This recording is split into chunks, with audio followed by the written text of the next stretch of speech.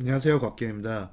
오늘은 어제 저녁에 있었던 토트넘과 브렌트포드의 프리미어리그 17라운드 경기에 대한 영상입니다.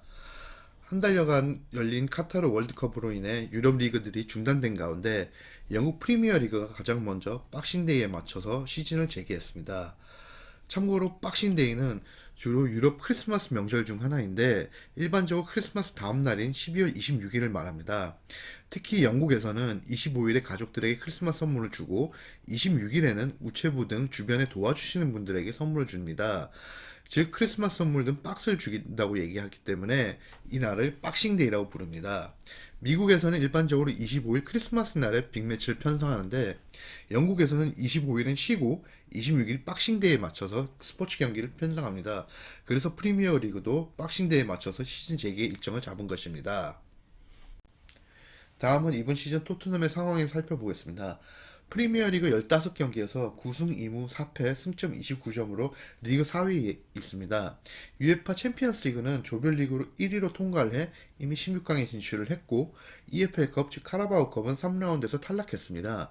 FA컵은 아직 경기를 대기하고 있는 중입니다. 손흥민 선수는 이번 시즌 프리미어 리그에서는 3골 2도움을 기록하고 있는데 지난 11월 2일 마르세유전에서 부상을 입은 이후 카타르 월드컵에서 대한민국 대표팀으로 출전을 했지만 소속팀에서는 복귀전을 치르는 것입니다. 또한 토트넘은 이번 시즌 카타르 월드컵에 출전한 선수가 많아 그 휴유증에 대한 우려가 큽니다. 손흥민 선수뿐만 아니라 해리 케인, 히샤를송 등 많은 선수가 카타르 월드컵 출전해서 16강전 이후까지 뛰었습니다. 주전 골키퍼인 프랑스의 위고 요리스나 아르헨티나의 주전 중앙 수비수 크리스티안 로메로는 결승전까지 소화했습니다. 요리스는 며칠 전에 팀에 복귀했지만 이번 경기는 결장하고 로메로는 아직 휴가 중이라 복귀하지 못했습니다. 또한 히샤르송은 8강전에서 입은 햄스트링 부상으로 당분간 이탈할 예정입니다. 그래서 브랜트포드와 같이 월드컵 출전 선수가 적은 팀에 비해 토트넘은 이번 시즌 휴식기에 제대로 팀 훈련을 소화하지 못한 힘든 상황입니다. 다음은 상대팀 브랜트포드를 살펴보겠습니다. 브랜트포드는 지난 시즌 2부 리그 챔피언십 리그 3위로 결승 플레이오프에서 승리해 승격을 했습니다. 이번 시즌 프리미어 리그에서는 15경기에서 4승 7무 4패 승점 19점으로 리그 12위에 있습니다. 아무래도 승격팀이라 전력이 다른 프리미어리그 팀에 비해 약하다 보니까 선수비 후 역습 전술을 사용합니다. 또 하나의 특이점은 감독이 덴마크인이지만 전형적인 영국식 킥앤러시 방식으로 역습을 펼칩니다. 킥앤러시는 역습 상황에서 수비수나 골키퍼가 미드필드진을 거치지 않고 바로 전방 공격수를 향해 길게 크로스를 올리고 그 크로스를 받은 공격수들이 헤딩으로 공을 떨구고 앞으로 쇄도하는 미드필드진이 그 공을 받아서 역습을 전개하는 방식입니다. 공격 패턴이 단순해진다는 단점이 있지만 브랜트포드는 제공권이 좋은 공격수들을 많이 보유하고 있어 이번 시즌 이 전술로 상당한 재미를 보고 있습니다. 실제로도 강호 맨유를 상대로 4대0으로 이기고 맨시티를 상대로 2대1로 이번 시즌에 승리를 거두었습니다. 사실 승격팀임에도 불구하고 좀 만만치 않은 팀인 건 사실입니다. 이날 경기의 선발 라인업을 살펴보겠습니다. 토트넘 콩테 감독은 3백 신봉자로 3백을 통해서 많은 우승을 거둬주는데 이날 경기에도 3백을 기용을 했습니다. 손흥민 선수는 케인과 클루세스키와 함께 3톱을 이뤄서 주로 왼쪽 측면에서 활동하는 역할을 부여받았습니다. 이날 선발 라인업을 보면은 손흥민, 케인, 페시리치, 호이비에르, 다이아는 카타르 월드컵에 출전했던 선수들입니다. 결승전 때문에 복귀하지 못한 로메로의 빈자리는 신예 탄강가가 시즌 첫 출장을 하게 됐고 주전 골키퍼 요리스의 자리는 이번 시즌 백업 골키퍼로 영입한 포스터가 리그 첫 출전을 하고 있습니다. 이날 경기는 토트넘의 원정 경기로 브랜트포드의 홈 경기장 지테크 커뮤니티 스타디움에서 열렸습니다. 화면에 보시다시피 지테크 커뮤니티 스타디움은 지은 지 얼마 되지 않은 새로운 경기장으로 2020년에 완공이 되었습니다. 위치는 런던의 서부 쪽에 위치하고 있어가지고 북동부에 있는 토트넘과 라이벌은 아니지만 어쨌든 같은 런던 팀끼리 경기입니다. 팀 내 많은 선수가 뒤늦게 합류하고 훈련도 제대로 하지 못해 토트넘 선수들이 아무래도 초반에 고전을 했습니다. 반면 브랜트포드는 날카로운 역습을 통해 초반 경기 주도권을 빼앗았고 전반 14분에 선제골을 터뜨립니다. 역습 상황에서 은베모가 올린 크로스를 쇄도하고 있던 옌센이 그대로 오른발 발리 슈팅을 날렸습니다. 하지만 포스터 골키퍼가 선방을 했지만 흘러나온 공을 골대 앞으로 달려들어온 야넬트가 가볍게 무릎으로 밀어 넣어주고 선제골을 터뜨립니다. 몸이 덜 풀린 토트넘 선수들이 계속 끌려다녔습니다. 결국 후반 9분에 추가골마저 내줬습니다.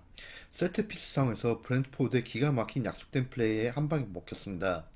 은베모가 올린 코너킥을 뇌르고르가 달려가서 골문 쪽으로 헤딩을 떨궈줬고 대기하고 있던 토니가 그대로 텅 빈 골문을 향해 슈팅을 해서 추가골을 만들어냈습니다. 패색이 짙었지만 토트넘은 한 방으로 경기의 주도권을 다시 가져옵니다.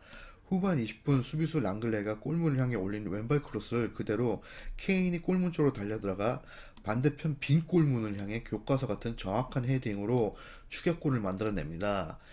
한편 이날 골로 케인은 박싱데이 경기에서만 통산 10골을 넣어 박싱데이 최다 득점자로 올라섰습니다. 또한 승격과 강등이 있는 프리미어리그에서 케인은 총 32개 팀과 맞붙었는데 그 32개 팀 상대로 각각 골을 넣은 진기록을 달성을 했습니다. 그대로 기세가 오른 토트넘은 6분도 안 돼서 승부를 원점으로 만듭니다. 후반 26분 클루세스키가 도어티어 왼쪽 측면에서 패스를 주고받으며 페널티 박스 안쪽으로 돌파해 들어갔고 골문 정면으로 내준 패스가 수비수를 맞고 굴절되면서 대기하고 있던 호이베르에게 갔습니다. 호이베르는 정확한 오른발 슈팅으로 동점골을 만들어냅니다. 종료 직전까지도 토트넘이 계속 몰아붙였지만 역전골은 끝내 터지지 않았고 경기는 무승부로 끝났습니다. 승부를 원점으로 돌린 토트넘은 종료 직전까지도 계속 몰아붙였지만 끝내 역전골은 터지지 않았습니다. 경기는 무승부로 끝났습니다. 이날 손흥민은 소속팀 복귀전에서 풀타임을 소화했습니다.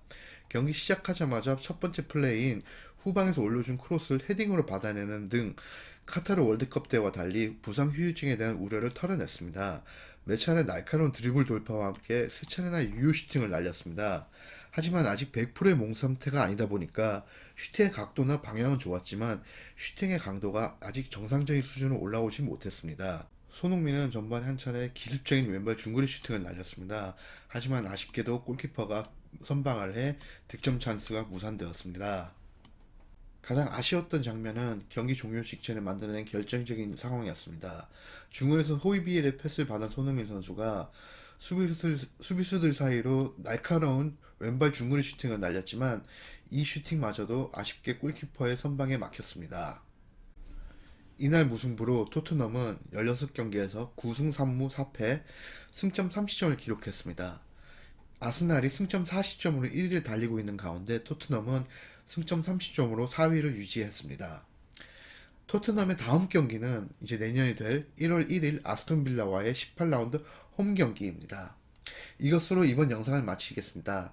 좋아요와 구독을 눌러주시면 감사하겠습니다. 앞으로 더 좋은 영상으로 다시 찾아뵙겠습니다. 감사합니다.